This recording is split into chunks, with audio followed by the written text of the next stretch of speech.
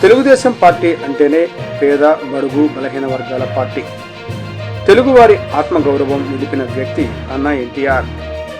గురజాల నియోజకవర్గ శాసనసభ్యులు Yarapathineni Srinivasarao, today TV ప్రతినిధి దుగ్గి నాగేశ్వరరావు, మాజీ ముఖ్యమంత్రి, తెలుగుదేశం పార్టీ వ్యవస్థాపకులు, సినీ నట సార్వభౌములు, పేద బడుగు బలహీన వర్గాల ఆశాజ్యోతి, తెలుగువారి ఆత్మగౌరవం, గుండె చప్పుడు, కీర్తిశేషులు శ్రీ నందమూరి తారక రామారావు గారి 29వ వర్ధంతి వేడుకలలో గురజాల నియోజకవర్గం ఘనంగా నిర్వహించారు. ఈ కార్యక్రమానికి ముఖ్య అతిథిగా హాజరైన గురజాల నియోజకవర్గం శాసనసభ్యులు శ్రీ ఎరపతినేని శ్రీనివాసరావు, కీర్తిశేషులు స్వర్గీయ నందమూరి తారక రామారావు గారి విగ్రహానికి పూలమాలలు వేసి ఘనంగా నివాళులు అర్పించారు.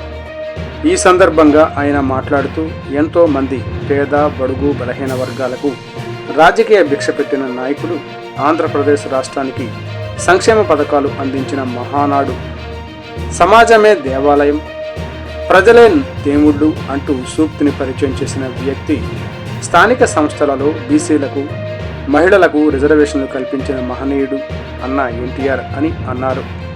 అలాంటి వ్యక్తి తెలుగుదేశం పార్టీని ఏర్పాటు చేసి 9 నెలలలోనే అధికారంలోకి తీసుకుని వచ్చిన ఒక మహాప్రభంజనం అన్నారు.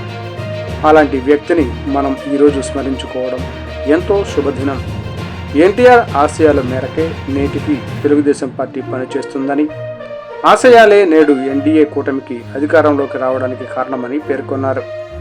తనలాంటి వారిని ఎంతో మంది నాయకులను తయారు చేసిన వ్యక్తి నందమూరి తారక రామారావు అని అన్నారు.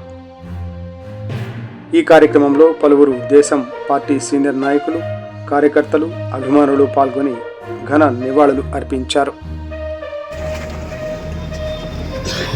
తెలుగుదేశం పార్టీ ఈరోజు జాతీయంగా, అంతర్జాతీయంగా పేరు ప్రఖ్యాతులు తెచ్చుకున్న పార్టీగా ఉందంటే అది అన్న నందమూరి తారక రామారావు గారు తెలుగుదేశం పార్టీని స్థాపించి రాజకీయాల్లో నూతన ఒరవడిని సృష్టించిన వ్యక్తి అన్న నందమూరి తారక రామారావు.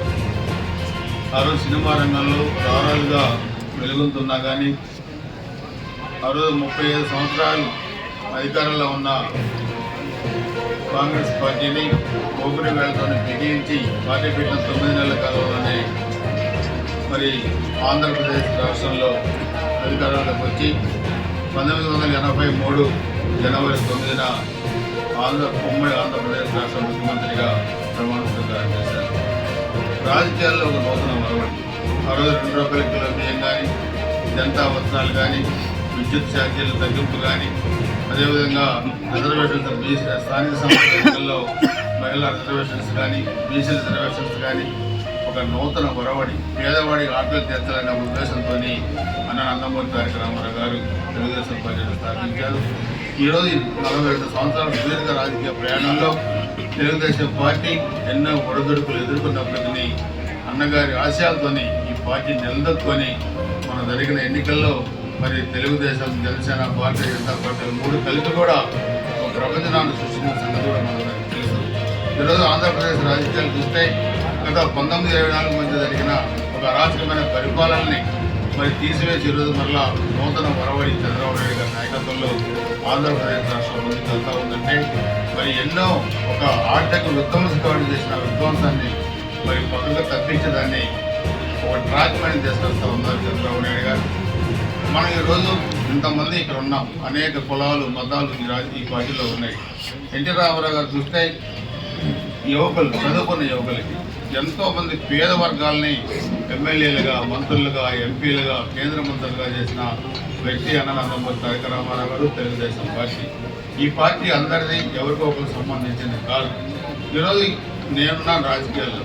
ఆ రోజు 94లో చూస్తే నాకు చిన్న వయసులోనే ఆ రోజు మార్చల రాజకీయాల్లో అన్న నందమూరి తారక రామారావు గారు పిలిచి ఆ రోజు నాకు ఫ్యాషనిజం రూపుమాపాలంటే ఏ విధంగా యువతని మరి ఉత్సాహపరిచారో, ఎంకరేజ్ చేశారో, ఏ విధంగా ఎమ్మెల్యే సీట్లు ఇచ్చారో నేనే ఒక ఉదాహరణ. నాలాంటి వాళ్ళు ఉమ్మడి ఆంధ్రప్రదేశ్లో చాలా మంది ఉన్నారు. నేను మొన్న తిరుపతి వెళ్తే 10వ తారీఖు దర్శనం అక్కడ చాలామంది తెలంగాణ నాయకులు కూడా కలిశారు. టీఆర్ఎస్ నాయకులు కలిశారు, కాంగ్రెస్ నాయకులు కలిశారు. వాళ్ళంతా తెలుగుదేశం పార్టీ నుంచి మరి బయటికి వెళ్ళిన వాళ్ళు ఒకే మాట చెప్పారు, మేము ఏ పార్టీలో ఉన్నా మాకు గౌరవం, మాకు గుర్తింపు, మాకు ఆత్మాభిమానం ఉందంటే అది ఒక తెలుగుదేశం పార్టీలో అని చెప్పి కూడా ఆ రోజు అందుకనే ఈ పార్టీ ఎంతోమంది రాజకీయంగా నీడనిచ్చి మరి ఎంతోమందికి భవిష్యత్తునిచ్చిన పార్టీ ఈ తెలుగుదేశం పార్టీ. నందమూరి తారక రామారావు గారు, అదేవిధంగా చంద్రబాబు నాయుడు గారు కానీ లోకేష్ గారు కానీ ఈరోజు ఈ పార్టీని ముందు నడిపించే దాంట్లో చాలా పకడ్బందీగా కూడా ముందుకెళ్తా ఉన్నారు. మంది ఇతరులు కూడా మనం చూస్తే ప్రతి ఒక్క కార్యక్రమాన్ని కూడా మన కార్యకర్తలు చాలా బాగా ఉత్సాహంగా చేస్తూ ఉన్నారు. ఈ సభ్యత కూడా మనం చూస్తే ఇప్పుడు దాదాపు 11 నియోజకవర్గాలు 1,00,000 పైచీలకు మరి పైగా సభ్యత్వాలు చేశారు. దాంట్లో మంది గురజాల నియోజకవర్గం 175 నియోజకవర్గాల్లో 7వ స్థానంలో ఉంది. 1,11,000 పైగా మనం కూడా గురజాల నియోజకవర్గంలో సభ్యత్వం చేశాం. అదేవిధంగా రాబోయే రోజుల్లో కూడా ఈ పార్టీని ముందుకు తీసుకెళ్లే దాంట్లో ఈ సంకీర్ణ ప్రభుత్వంలో ఎన్డీఏ ప్రభుత్వంలో అందరూ కూడా కలిసికట్టుగా ముందుకు నడవాల్సిన అవసరం ఉంది. రాబోయే ఏప్రిల్ 20 మన నేత చంద్రబాబు నాయుడు గారి 75వ పుట్టినరోజు సందర్భంగా మళ్ళా మన నియోజకవర్గంలో చాలా పెద్ద ఎత్తున కూడా కార్యక్రమాలు కూడా నిర్వహించాల్సిన అవసరం ఉంది.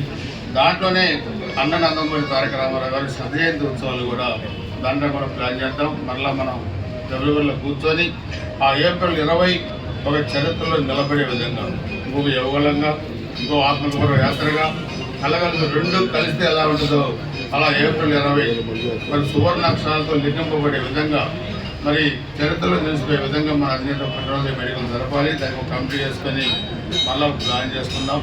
ఆ విధంగా మన నాయకులకి గుర్తింపుతూనే మనం కూడా కష్టపడే ప్రతి ఒక్క నాయకుడికి మరి అన్ని విధాలుగా మన పదవుల్లో కానీ ఆర్థికంగా కానీ గుర్తింపు ఇచ్చే విధంగా కూడా మనం కూడా అన్ని విధాలుగా జాగ్రత్తలు తీసుకోవడం జరుగుతుంది. అందుకని ఎప్పటికప్పుడు మనం బేరీ చేసుకుని ఒక పక్క డెవలప్మెంట్ కానీ ఒక పక్క మనం చేయాల్సిన పనులు కానీ నియోజకవర్గంలో దానికి కావాల్సిన నిధులు కూడా మనం తీసుకొచ్చుకొని ఒక ప్రణాళిక ప్రకారం కూడా ముందుకు తీసుకెళ్లాల్సిన అవసరం ఉంది. దానికి అందరి సహకారం కూడా కావాలని చెప్పి తెలియజేసుకుంటూ ఎప్పుడు ఏ కార్యక్రమం మరి మనం తలపెట్టినా మనకి నందమూరి తారక రామారావు గారి ఆశీస్సులు, చంద్రబాబు నాయుడు గారి మద్దతు, లోకేష్ గారి మద్దతు మనకు ఉంటుందని కూడా తెలియజేసుకుంటూ ఈరోజు ఒక చారిత్రాత్మక పురుషుడి మరి మరణం. నేనున్నాను ఆ రోజు ఎమ్మెల్యేగా. ఆ రోజు ఆయన చనిపోయారంటే ఆ రోజు మరి ఎల్బీ స్టేడియానికి తీసుకొచ్చినప్పుడు ఆ రోజు చాలా ఇష్యూస్ జరిగినాయి ఎక్కడ. కానీ మేమంతా కూడా నిలబడి ఎక్కడ ఎటువంటి అవాంఛనీయ సంఘటనలు జరగకుండా మన అంత్యక్రియల్లో కుటుంబ సభ్యులతో కూడా మరి పాల్గొనే అవకాశం మాకు వచ్చింది. అదేవిధంగా 94 ఎన్నికల ప్రచారంలో అదే ప్రియురాలు వచ్చినప్పుడు కానీ కారంపూడి నుంచి లాస్ట్ మీటింగ్ ఒక రోజంతా కూడా చైతన్యలో అన్నగారితో ఉండే అవకాశం కూడా నాకు చిన్న వయసులో లభించిందంటే అది నా పూర్వతనం సుకృతంగా భావించాలని చెప్పుకోవడానికి అందరూ కూడా అటువంటి మహనీయుడు పెట్టిన ఈ పార్టీలో మనందరం కూడా బీసీలు, ఎస్సీలు, ఎస్టీలు, మైనార్టీలు, బడుగు బలహీన వర్గాలు అందరం కూడా ముందుకు నడవాలని చెప్పి ఆయన ఆశీస్సులతో మనం భవిష్యత్తుకి బాటలు వేసుకోవాలని చెప్పి కూడా తెలియజేసుకుంటూ అందరి దగ్గర సెలవు తీసుకుంటాం.